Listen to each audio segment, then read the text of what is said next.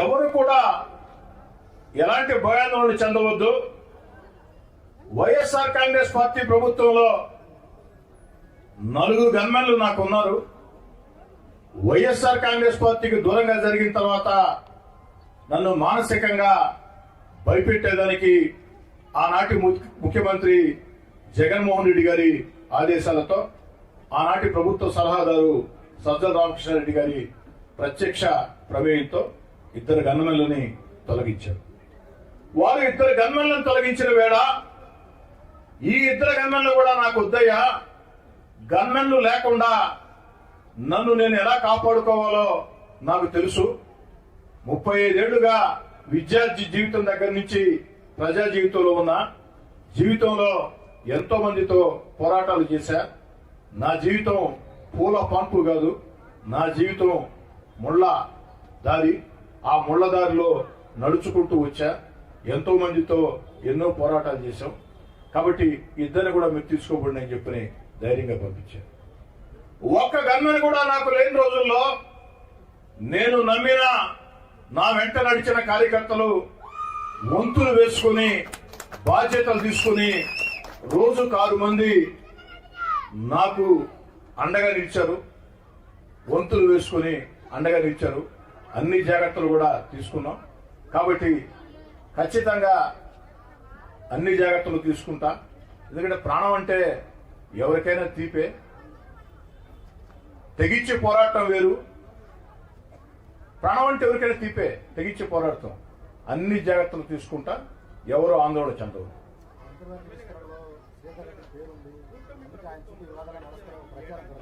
ఒకరు మార్చి గాయస్ భాయ్ ఎవరు ఒకరు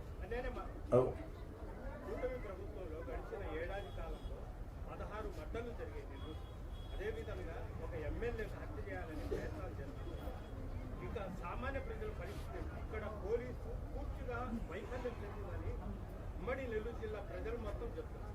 మీరు కూటమి ప్రభుత్వం తరఫున ఎమ్మెల్యేగా ఏం చెప్తారు?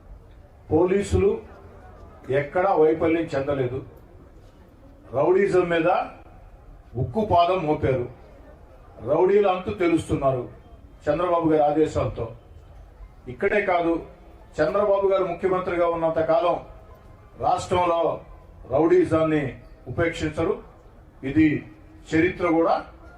ఇటీవల కాలంలో పోలీస్ శాఖ అన్ని చర్యలు చాలా కఠినంగా తీసుకుంటుంది.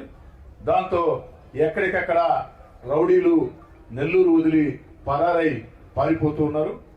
ఒక్కడి మీరు అర్థం చేసుకోండి, ఈ వీడియో బయటికి వచ్చిందంటే ఈ వీడియోలో ఉన్న వ్యక్తిని ఇప్పటికే పోలీసులు అరెస్ట్ చేశారంటే అంటే వేరే నేర సంఘటనలో.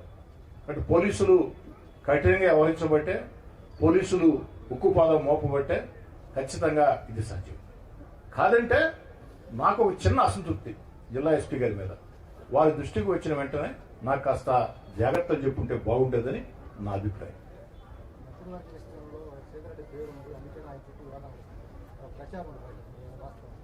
మంత్రివర్గ విస్తరణలో కోటమిరెడ్డి శ్రీధర్రెడ్డి పేరుంది, అందుకే చుట్టూ వివాదాలు ఉన్నాయంటే దానికి నా కాడ సమాధానం లేదు. ఏమున్నాయి వివాదాలు? నేనేమైనా వివాదాలకు వెళ్ళానా? నేను ఎక్కడైనా వివాదాల్లో తలదూర్చానా? ఈరోజే కాదు, ఈ 14 నెలల కాలంలో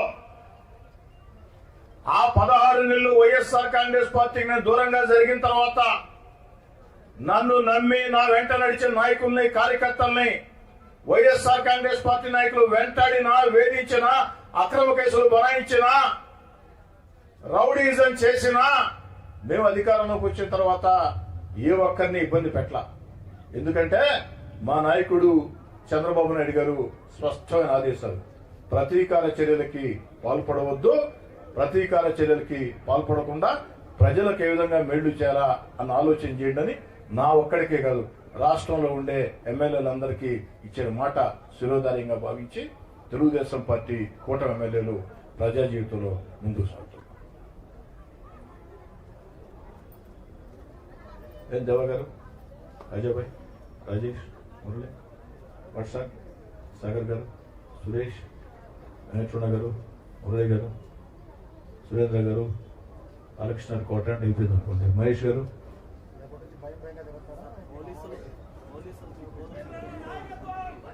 బాలకృష్ణ గారు, రామాయణం అంతా ఈయన సీత రాముడికి ఏమవుతుందని అడిగితే ఎలా ఉంటుందో మీరు అడిగిన ప్రశ్న అలా ఉంది. భయం. సినిమా డైలాగ్ కాదు బాలకృష్ణ గారు, మీకు కూడా నేను ఇప్పటి నుంచి కాదు, కళాశాల ఇప్పటి నుంచి తెలుసు. కాబట్టి భయం నా రక్తంలో లేదని నేను మళ్ళీ చెప్పాల్సిన అవసరం లేదు. భయం ఒక్క వెంట్రుకలో ఉన్నా 16 నెలల అధికారాన్ని వదులుకొని జగన్ రెడ్డి గారిని ధిక్కరించి వీధుల్లోకి వచ్చి పోరాటించారు. ఇలాంటి రౌడీల్ని, ఇలాంటి గూండాల్ని, ఇలాంటి బెదిరింపుల్ని జీవితంలో ఇన్ని చూసి ఉండ.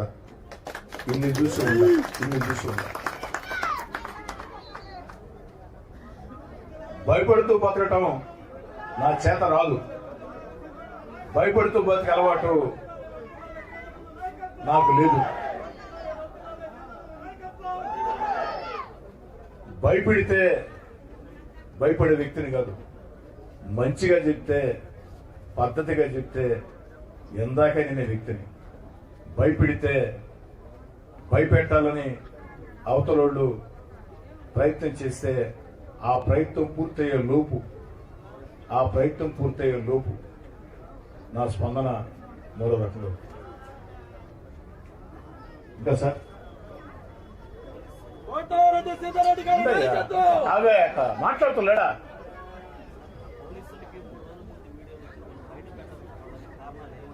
అది మీరు చెప్పాలి సురేంద్ర గారు, నేను చెప్పడం కాదు కదా. నిన్న ఎస్పీ గారే స్వయంగా చెప్పారు కదా, 3 రోజుల ముందే ఈ వీడియో మా దృష్టికి వచ్చిందని. వారు ఎందుకు బయటపెట్టలేదు, విచారణ కోసం బయటపెట్టలేదా, అది వారు మిమ్మల్ని అడగాల, పోలీస్ శాఖ మీకు సమాధానం చెప్పాలా. నా ఆవేదన ఏంటంటే కనీసం నాకు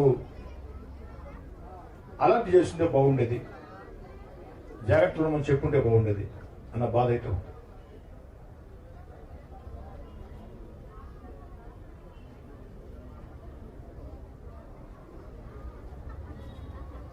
ఎన్ని ప్రశ్నలు అడగమని చెప్పాను సార్. ఎవరందరినీ? వాళ్ళందరూ వచ్చారా? టీవీలో చూశారు. 10 గంటలకు ప్రెస్ మీట్ అన్నారు. సంఘీభావం తెలియజేస్తే కుటుంబ సభ్యుడిగా వచ్చారు. ఈ ఆఫీస్కి జనం రావటం కొత్త ఏం కాదు. అధికారం ఉన్నా, అధికారం లేకున్నా, ముఖ్యమంత్రులతో పోరాడిన రోజుల్లో కూడా ఈ కార్యాలయం జనంతో ఎప్పుడు నిండుగా ఉండేది. ఎందుకంటే నెల్లూరు రూరల్ ప్రజలకి ఒక భరోసా, ఒక ధైర్యం.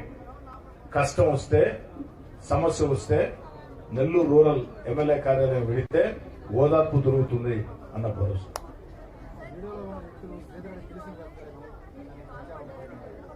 బాలకృష్ణ గారు, ఒకరిద్దరు తెలుసు. అంటే నాకు తెలిసిన వాళ్ళంతా నా వాళ్ళేనా? నేను అడిగేది ఏమిటి, వీడియో నిజమా కాదా? ఎవరో కాదనే సత్యం, వీడియో నిజమని. మరి వీడియో నిజమైనప్పుడు రూరల్ ఎమ్మెల్యేని చంపితే డబ్బు అన్నప్పుడు ఆ డబ్బు ఇస్తామని చెప్పారు. అది తేలా. నెల్లూరు రూరల్ నియోజకవర్గంలో ప్రతి కుటుంబంతో నాకు అనుబంధం ఉంది. వివిధ పార్టీ నాయకులతో బంధాలు, అనుబంధాలు, స్నేహాలు ఉన్నాయి. నేను ఎన్నికల వేళ మాత్రమే రాజకీయాలు, ఎన్నికలు పూర్తయిన తర్వాత రాజకీయాలు చేసే వ్యక్తిని కాదు. ఎన్నికలు పూర్తయిన తర్వాత కష్టం వస్తే ప్రజలకు ఉపయోగపడటం, ఇబ్బంది ఉంటే ఆ ఇబ్బందులు ఉండటం, సంతోషం ఉంటే ఆ సంతోషం ఉండటం, అదొకటే. కాబట్టి నాకు వాళ్ళెవరూ తెలియదు అని నేను చెప్పడం లేదు. ఒకరో ఇద్దరు నాకు తెలుసు. అది మీరు కనిపెట్టాలా? అదే నా హత్యకి, సుపారీ కుట్రకి రేట్ ఎంత మీరు చెప్పాలి. నాకేం తెలుసు. పోలీసులే చెప్పాలి.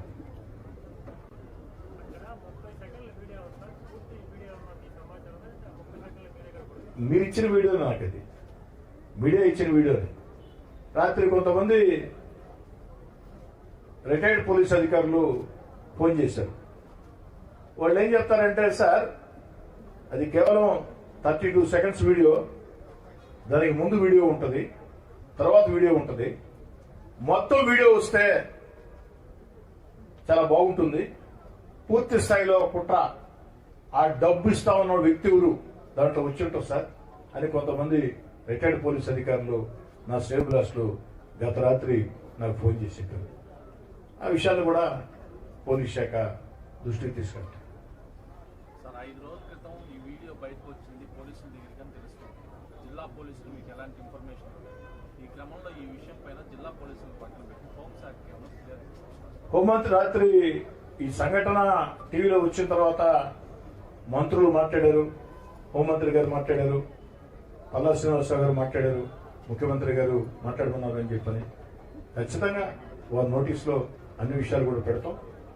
రాష్ట్ర ప్రభుత్వం శాంతి భద్రతల విషయంలో ఎక్కడ రాజీ పడే ప్రశ్నే ఉండదు. ఖచ్చితంగా ఈ విషయం మీద కూడా కఠినంగానే వ్యవహరిస్తాం. అది నాకు ఎలా తెలుసు? 4 గోడల మధ్య నాకేం కెమెరాలు లేవు, పోలీసు 4 గోడల మధ్య నాకేం కెమెరాలు లేవు. వినోద్కి ఏమైనా కెమెరాలు ఉంటే వినోద్ చెప్పాలి. అదే నాకు తెలియదు, తెలియని విషయాలని తెలుసు అని చెప్పడం కరెక్ట్ కాదు కదా. ఇంకా సార్ ఓకేనా?